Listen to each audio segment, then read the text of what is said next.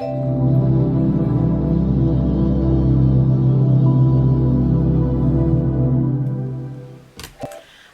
and welcome everybody. My name is Rose Smith from AbsoluteSoulSecrets.com. Thanks for joining me. I'm here with the Gemini June horoscopes.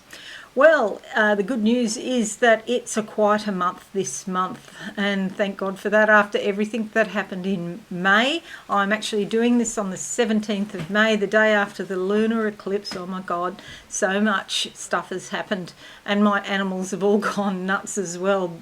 There's sort of a lot of people actually have been saying that their pets have been waking them up through the night, the last few nights. I'm one of them. Okay, but for you, basically Mercury is still retrograde until the 4th of June, and Mercury is your ruling planet. So when it retrogrades, it's really probably going to affect you quite a lot, okay? It's in your 12th house, which is the house of the subconscious. So there could be lots of unconscious things happening. You do something, you know how like sometimes you're doing something and you put something down and then you literally cannot remember what you did, you know, or where you put it. And it's just that we go unconscious for a little bit and we're not aware of where our hand is actually putting it down because we've got our mind on something else. So off with the fairies or thinking about something else and not being truly present in the physical reality that we need to. But on the 11th of June, when after Mercury turns direct, Mercury will be going into your sign, so that will be good news, which I'll talk about more of that in a moment. We've got Saturn in Aquarius, also retrograde, and it's in your 9th house, so there might be a bit of a slowdown if you have any plans to go out there and dominate the world or the universe. That might just be put on ice or delayed for a little bit. We also have Neptune going retrograde, and it's in Pisces from the 27th of June to the 3rd of December.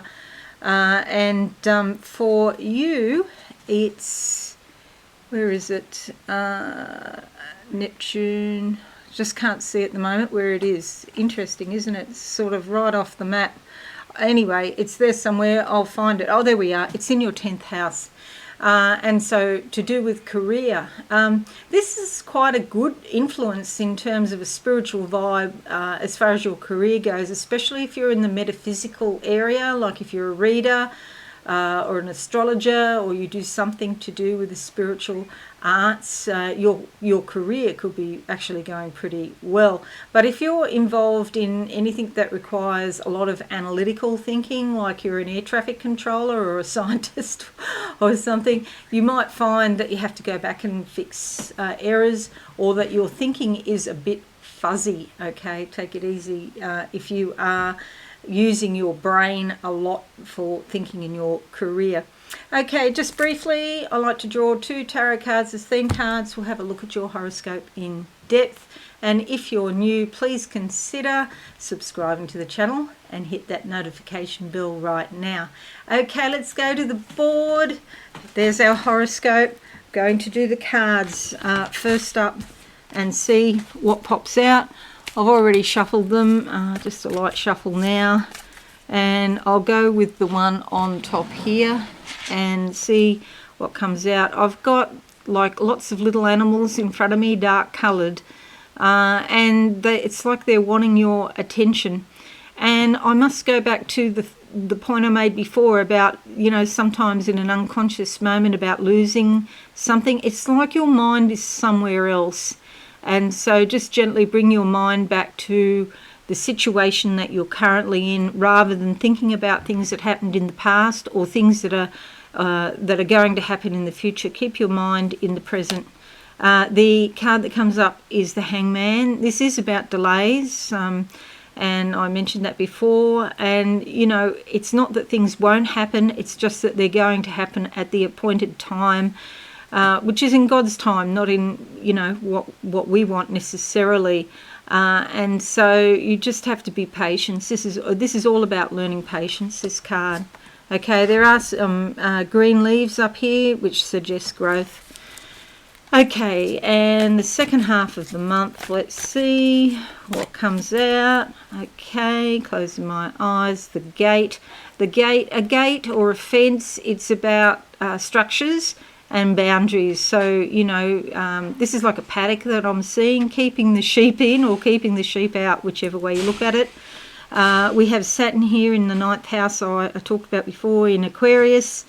And with this, it's just some delays or restrictions, especially around travel, and you might even have problems booking travel. Okay, if you're thinking you want to go somewhere, there could be some issue with that. Just be cautious. I really am getting a lot about plane flights or travel being changed because of the weather and cancellations. Okay, so just be careful there.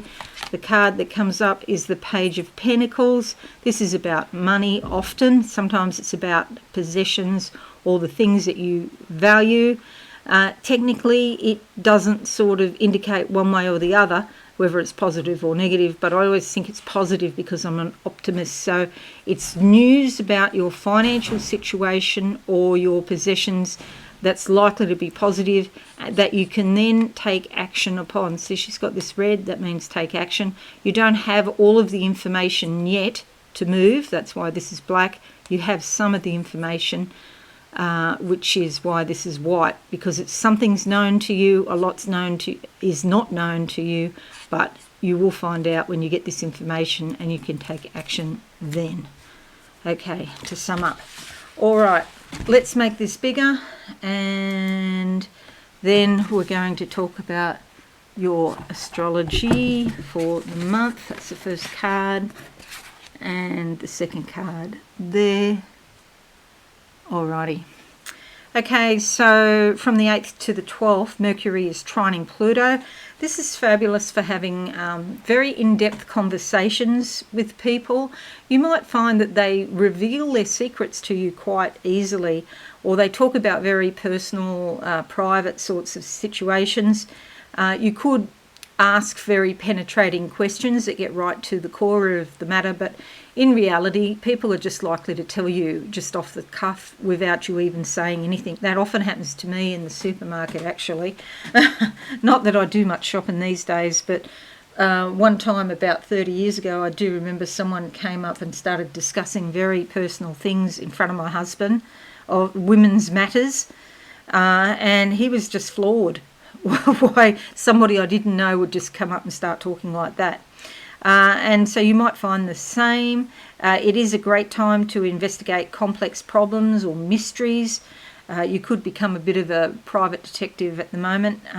It's also a great time to look for things that have been lost or hidden and to learn about your own inner depths. You might find that something that you lost a long time ago and somehow you just find it and you're so happy about that.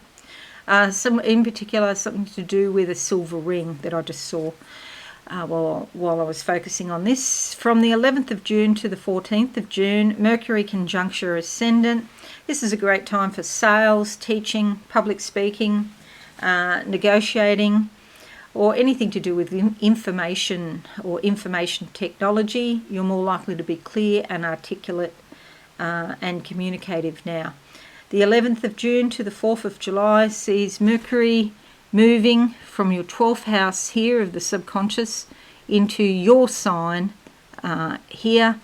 And so this is a fabulous time when you're likely to burst out and let your voice be heard throughout the earth. You could speak out, and maybe you've been considering something for a while and you just haven't spoken out about it, but it's like the world needs to hear your opinion on something. You're more likely to be alert, and it's a great time to initiate discussions now. The only possible sort of downfall here is you've got so much energy for getting your message out that you forget to listen to what other people have to say. So just remember, listening is part of a two-way conversation. The 6th of June to the 21st of June, Jupiter conjuncts Mars. This is fabulous for giving you a lot of energy and a lot of stamina. You could feel better physically than you have for quite a fair while. You feel more enthusiastic. You're also likely to be more positive and you think you can go out there and take on the world. And in some respects, you can. but you do need to be careful that you don't overdo it. You don't want to go out there and, for example, start riding a bike or something and then fall over, or have an accident if it's a motorbike. Don't take on things that are too much, but definitely do surge forward into the world. So, yeah, if you're gardening, you might decide to plant a new garden bed and put in a whole lot of flowers, and then the next day you're really sore, perhaps. But generally, you've got more energy than usual. If you have health problems, there could be some sort of alleviation of those problems, or you improve in some way. You're likely to have more confidence. And maybe you're looking at the world through more positive, optimistic eyes now. Okay, the 14th of June sees a full moon in Sagittarius here in your 8th house. Okay, so this is normally to do with joint resources, inheritances, wills, loans, your superannuation or 401k. The full moon brings up a lot of stuff emotionally to deal with, and it's also about it's the house of intimacy, basically, and so your emotions could be more intense. Just watch that you don't overreact to a situation. If you have been thinking about doing a will, now is a good time, because it's like the energy is with you, and especially with Pluto there too, which is like the house of life, death and rebirth. Okay, now we have on the 19th to the 22nd of July, the Sun moves into the second house. The new moon will be there soon, and there it is there. I've drawn it in again there. Lilith is there as well. Okay, so the second house is your money, your possessions, and your practical financial security, basically, down-to-earth sorts of things. And you could become more generous or extravagant now.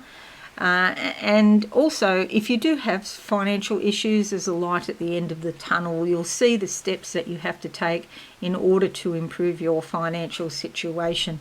But the Sun brings some insight, some awareness of what you need to do to improve. The 21st of June until the 17th of July sees Venus going into your sign here. This is fabulous, brings a great desire for harmony, beauty and gracious surroundings. And you probably don't want to confront anybody if there is a problem. You probably just want to avoid as much unpleasantness as possible. But if you have to deal with something, you'll probably do it by being charming and gentle and appealing to that person. It's a time when you might use loving persuasion rather than more forceful methods, and that will probably work too. Pleasure and affection are more important to you now, and it's not really the best time for hard work. It's more time that you just enjoy yourself and relax. The 28th of June sees a new moon in Cancer in your second house. Okay, so it's time to take care of possessions. Look at your personal belongings. Some privacy is needed, especially around your finances. And it's really time to get your life more organised. So you might take care of maintenance around the house. You might look at cleaning your car or looking after your car, securing your valuables, and spending money on an impulse or a whim sometimes comes with this. So be careful you don't spend money, on something that has more emotional appeal than practical value.